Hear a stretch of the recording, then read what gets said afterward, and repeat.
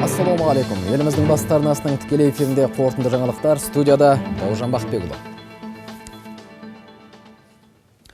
Бүгін елбасы Нұрсұлтан Назарбаев білім және ғылым министрін қабылдады. Ерлан Сағадиев президентке өткен жылғы жұмыс қорытындыларын баяндады.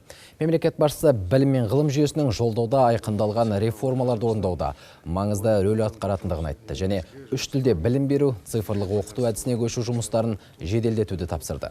Сауатты кадрлар болмаса, елімізде технологиялық жаңғыруды жүзеге асыру мүмкін емес деп түйді президент. Кешегі айтқан жолдау жаңа технологиялық революция, цифровой Қазақстан, оның барлығы білімді адамдарсыз, мамандарсыз болмайды. Сондықтан осы негізгі жұмыстарын сіздерге байланысты болады. Жастарды оқыту, білім беру, мамандар дайындау, ол болмаса ештеңе болмайды. Бұдан бұрын мұндай әңгімені қоюға мақсатты алдымызға мүмкіншілік болған жоқ. Адамдар болған жоқ. Қазірде жетіспейді, бірақ көп жұмыс істеп тастадық. Шетелде оқыттық, өзіміздің университет көтерілді, мектептерді үш тілге үйретіп жатырмыз. Соның барлығы жаңадан келе жатқаннан кейін мынандай алдымызға мақсат қойып отырмыз. Мен елбасыға министрліктің атқарып жатқан жұмысы жөнінде есеп бердім. Атап айтқанда базалық оқулықтарды дайындап, 5 күндік білім беруге көшу сынды ведомствоның жүргізіп жатқан реформасы жөнінде айттым. Елбасы бірқатар нақты тапсырма берді. Іске асырып жатқан реформаларды халықпен талқылау керектігін айтты. Біз елбасының тапсырмасына сай алдағы жұмыс жоспарымызды түземіз. Бүгін Алматыда өтіп жатқан 28-ші дүниежүзілік қысқы универсиада өз мәресіне жетеді. Сөйтіп, 11 күнге жалғасқан байрақты шара тың параққа теріліп, тарих қойнауына бойлайды. Жасырып жабатын жоқ, әу бастақ ойындар артық шығын деп секемденгендер болды. Жоғары деңгейде өткізе аламыз ба деп күдік білдіргендер де табылды. Бірақ талап алып, талпыныс жасаған қазақ елі бұл байрақты шараны да әдеттегідей дос сүйініп, дұшпан күйінетіндей етіп өткізді. Оны телетрансляция арқылы бақылап отырған 1 миллиард халық та, ойынға келген спортшылар да қала берді. Халықаралық студенттік спорт федерациясының президенті бір ауыздан мойындап отыр. Олег Матыциннің отандық телеарналардың біріне берген сұхбатынан үзінді. Өте жоғары деңгейде ұйымдастырылған бұл спорттық додаға бұдан бұрынғы универсиадаларға қарағанда шығын аз кетті, ал инвестициялар көлемі керісінше артылды. Осы жайтқа ерекше назар аудартқым келеді. Спорт додасына қатысушылар өз елдерінің елшілеріне айналып, оларды бүгін қабылдап, достастық пен өзара түсіністік ортасын сыйлап отырған тамаша ел мен көрікті қала туралы өз әсерлерімен басқалармен бөліседі деген ойдамын. Ақ ойындарға 57 елдің 2000 қатарта спортшысы келді. 578 университеттің үмітін арқалаған кіл мықты өзара кім мықтыны анықтады. Еңіске салса, төске озатын біздің саңлақтар 36 медальді олжалады. Соның 11 алтын. Жалпы есепте теріскейлік көшіміз Ресейден кейінгі күміс тұғырға табан тіреді. Осы тұста бөле жарып айтатын бірнеше дерек бар. Біріншіден, Алматыдағы универсиада қатысушы елдердің саны бойынша рекорд жасады. Екіншіден, ойындарды ұйымдастыру, өткізу шараларына жұмсалған шығын көлемі бойынша ең үнемді болды. Соңғысы қысқы универсиада тарихында алғаш рет Алматыда бүтін бір атлетикалық ауыл бой көтерді. 2 жыл салып келетін студенттер жарысындағы әттеген ай мен әп бәрекелдімізді әріптесім Қанат Базылхан еске салады. Қатысушы елдердің саны жөнінен өзіндік рекорд орнатқан Алматы универсиадасы көрермендер тарапынан да үлкен қызығушылық тудырды. Алғашқы жарыс басталғаннан көрермендер саны артып, билеттер тапшылығы байқалды. Мамандар жұрттың сұранысын қанағаттандыру үшін шетелдік қонақтар мен туристерге арналған қосымша билеттерді сатылымға шығарды. Ұйымдастырушылар универсиадаға кеткен шығынның бір бөлігін осы билеттерден қайтарып аламыз деп отыр. Алматыдағы универсиада сайыстары Олимпиада додасынан кем болған жоқ. 12 спорт түрінен өткен жарыстарда мықтылар оза шапты. Қазақстан құрамасы кешенді сынға 171 студент спортшыны қосып, жалпы командалық есепте 2-ші орынға ие болды. Әсіресе фристайлшы қыз-жігіттеріміз жарады. Қысқы универсиада ойындарында ұтып алған алтынның тең жарысы осы фристайл шеберлерінің еншісінде. Шаңғы мен шыр айналған саңлақтарымыз 5 алтын, 1 күміс, 3 қола иеленді. Бәрі айтады ғой, бір ұтсаң, оған етің үйренеді. Отқың ары қарай отқың да келе береді. Сол сияқты алдымызға қойған мақсатқа Құдай қаласа бірінші олимпиадаға түсіп алу, жүлдені алу, лицензия дейді ғой. Трасса қиын болған жоқ, өйткені бұл трасса стандартный трасса, барлық жердікімен бірдей. бізге даже жалпы ұнады. Қазақстан қоржынына қос-қостан алтын салған спорттың бірі шаңғы мен биатлон бәсекесі. Алатаудың етегіндегі кешенде жерлестеріміз жалпы саны 5 алтын, 5 күміс, 7 қола медальдің иегері атанды. Бұл универсиада елімізде талантты жастардың өсіп келе жатқанын байқатты. Биатлоншы Галина Вишневскаяның бір өзі кешенді сыннан 4 жүлде алып, мамандардың сенімін ақтады. Мәнерлеп сырғанау, шорт-трек, конькимен жүгіру, шайбалы хоккейден де қазақстандықтар үздіктер қатарынан көрінді. Кешенді сындарды ұйымдастырудан тәжірибе жинаған Қазақстан енді Олимпиаданы өткізуге ұмтылады. Студенттер арасындағы кешенді сайыс 2 жылдан кейін Ресейдің Красноярск қаласында өтеді. Мынау студенттік федерацияның басшылары бәрі айтып отыр, сіздер осы олимпиадалық ойынды өткізуге дайынсыздар деп. Шынында бір ғана объект керек, саны биатлоны кешен керек, қалғаны бәрі дайын. Халықаралық жарыстардың пайдасы осы бұқаралық спорттыға өз үлесін қосады. Сондықтан жасап жатқан істердің бәрі осы елге, халыққа, жастарға арналып жатыр деп білеміз. Мемлекеттің абыройын асқақтатқан спорттық сайыс ФИСУ тарапынан жоғары бағасын алды. Ендігі меже қысқы Олимпиада ойындары. Қанат Базылхан, Батырбек Қадылбек, қорытынды жаңалықтар, Алматы. Премьер-министр Бақытжан Сағынтаев бүгін Алматыға жұмыс сапарымен барды. Үкімет басшысы қаладағы инновациялық технологиялар паркінің жұмысымен танысты. Елбасы жолдауында экономиканы дамыту үшін озық жобалар мен технологиялық тетіктерді пайдаланудың маңыздылығы айтылған. Бұл ретте елдегі ғылыми жетістіктерге жүгініп, цифрлы Қазақстан мемлекеттік бағдарламасын белсенді іске асыру міндеті тұр. Бұған Алатау инновациялық паркінің қосар үлесі сүбелі болар сөзсіз. Қазірдің өзінде онда 221 заманауи мекеме жұмыс істеп тұр.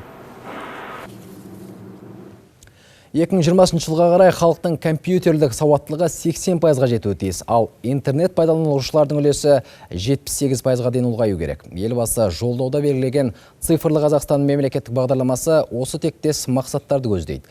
Бұл бағыттағы жұмыстар қазірден қарқын алды. Ауыл аймаққа ғаламтор тарту, жас өнертапқыштардың бастамаларын демеу жұмыстарын қолға алып жатырмыз.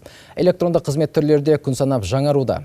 Цифрлық болашаққа аттау үшін тағы қандай қадамдар қажет? Әріптесім Жұрағат Баманның арнайы репортажына зер салайық.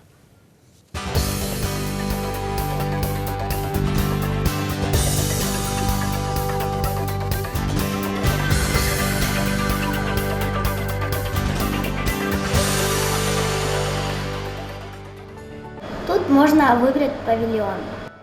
Қарапайым ұялы телефон арқылы экспо павильондарын іздеп тауып, көрме аясында өтіп жатқан шаралар жайлы толық мәлімет алуға болады. Бұл аса ғажайып жаңалық емес. Таңғаларлығы бұндай мобильді қосымшаны 10 жастағы мектеп оқушысы әзірлеген. Бұл бағдарлама туралы ой менде 1 ай бұрын пайда болды.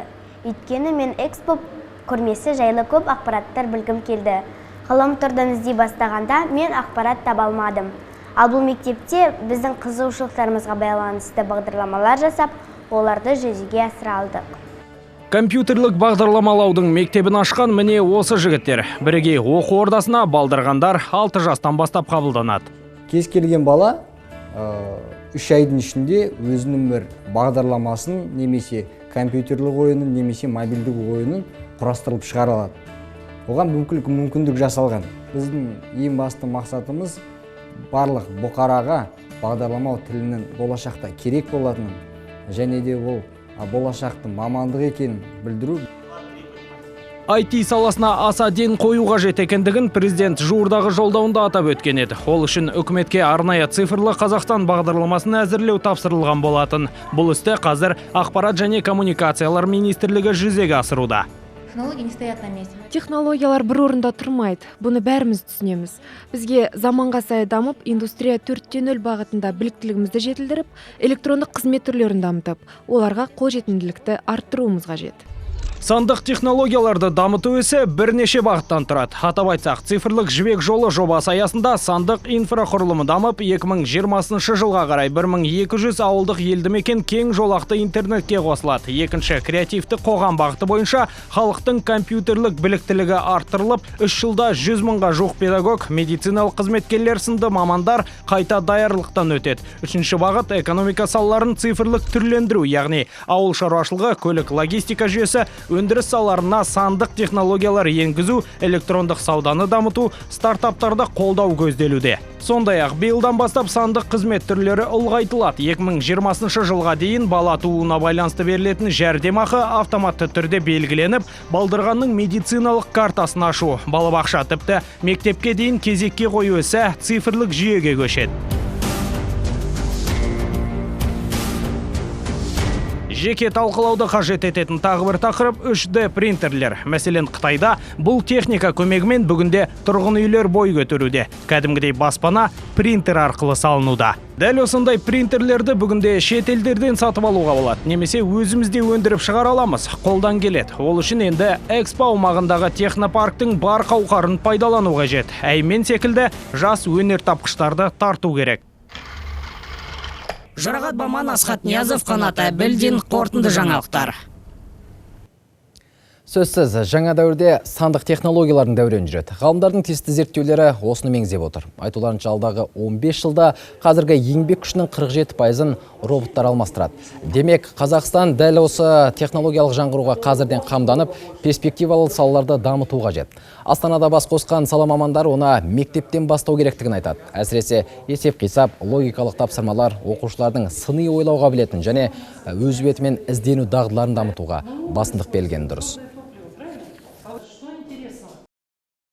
Балаға дайын өңделген ақпаратты ғана беріп қоюға болмайды.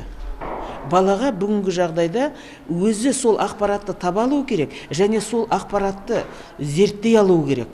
Білім саласындағы жасалып жатқан дүниенің негізінен философия сөзгеріп отыр, концепция сөзгеріп отыр. Бұл бағытта Жамбыл өңірі батыл бастамаларды қолға алды. Аймақ мектептерінде робототехника үйірмелерін ашуға көңіл бөлініп отыр. Сол арқылы балаларды робот жасауға, электронды бағдарламалар арқылы оларды басқаруға баулу көзделіп отыр. Нұржан Мергенбай жалғастырады. Функцияға байланысты біз нәтижеден керекті өзімізге құрал жабдықтар таңдаймыз. Тараздағы нөмірі 54-ші мектеп оқушылары қолдары босай қалса, осы сыныпқа ұмтылады. Балғындар робот құрастырып, оны басқаруды үйренуде. Олар сан түрлі техника жинауға арналған арнайы құрастырмалы бөлшектермен жұмыс істейді. Бізде роботтар өздері бағыт-бағдар береміз. Сол арқылы олар өздері жүреді. Біз танка робот, тағы да Ардуино деген робот бар. Біз соны жасадық. Робот адамдарға зиянды жұмыстардан құтқарып, соларды істеп жүреді. Және де бізде өскесін осы сияқты робот жасап, мықты адам болғымыз келеді. Аймақтағы 6 оқу ошағында қазір осындай үйірмелер жұмыс істеп тұр. Қызықты да қажеттіспен алыс ауылдардағы балалар да қамтылған.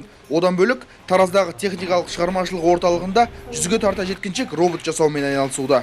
Осы роботты құрастырып, біз үйді жинатқанға болады, және де оны кәдімгі біздің қызметшіміз қылуға болады. Роботтың көптеген адамға жеңілдіктер пайдасы тиеді.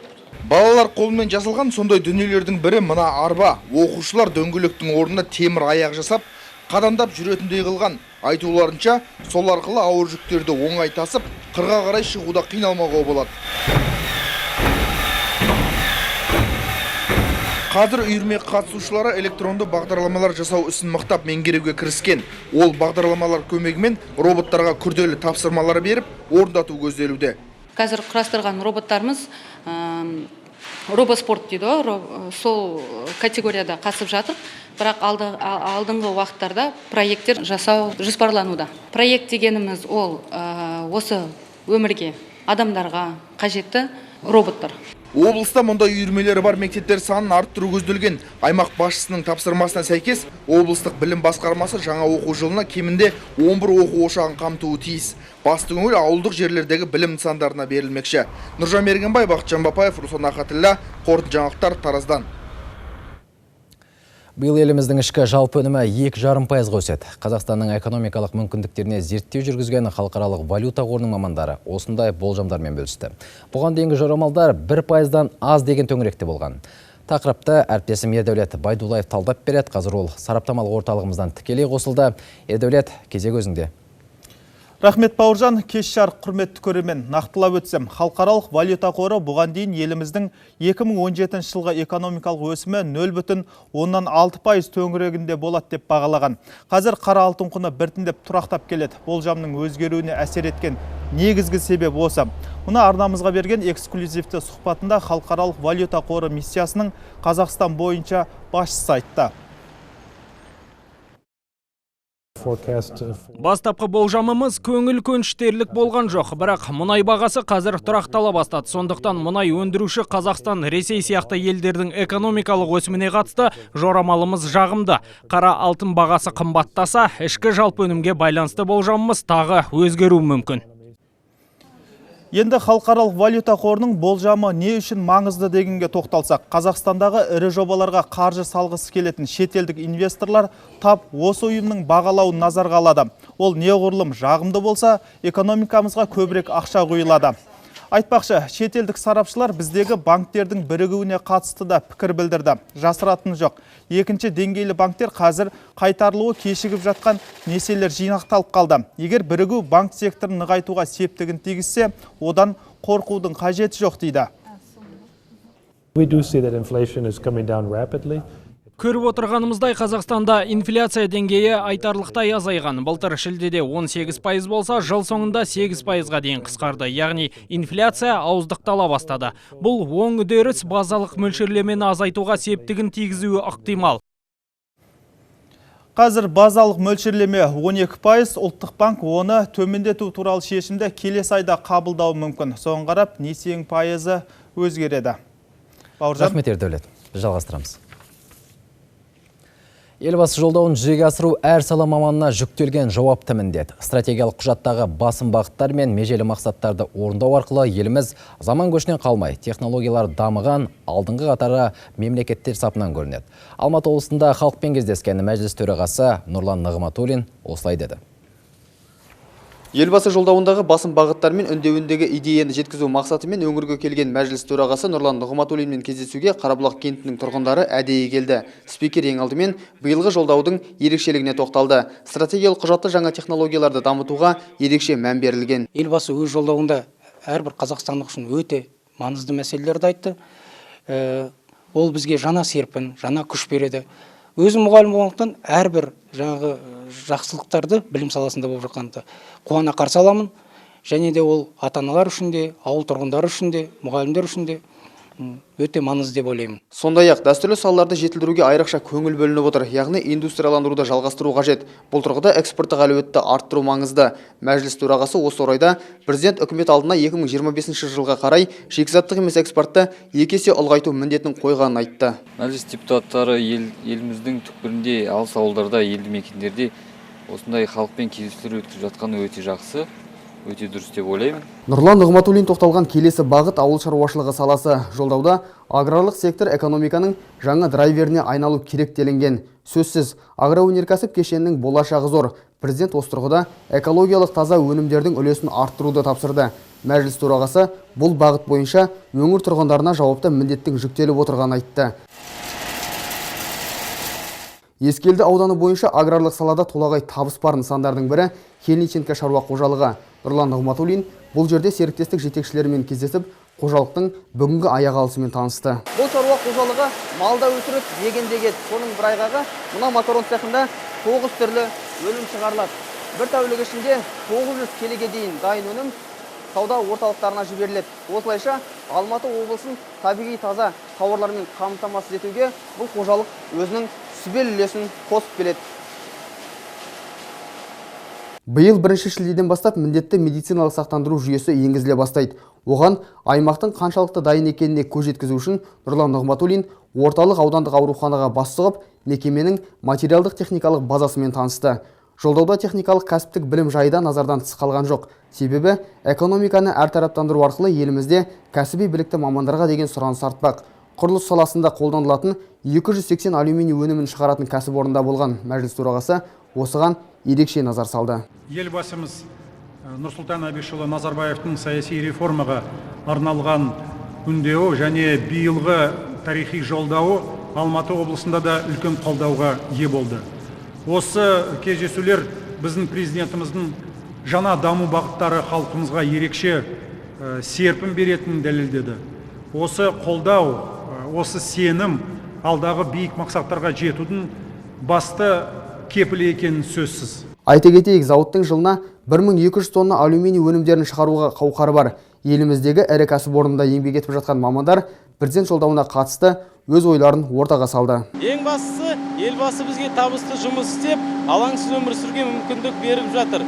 Бұл жолы да саяси жаңғыртуға арналған үндеуде және халыққа арналған жолдауда елбасымыз одан әрі мықты мемлекет болудың жолдарын ұсынды. Мен елбасының батыл қадамын өте қажетті деп есептеймін және сонымен қатар толықтай оны қолдаймын. Кездесу барысында жұмысшылар қауымы көкейлерінде жүрген сұрақтарын да жолдап, оған тұшымды жауап алды. Мәселен, сауалдардың дені Нұрлы жер бағдарламасына қатысты болды.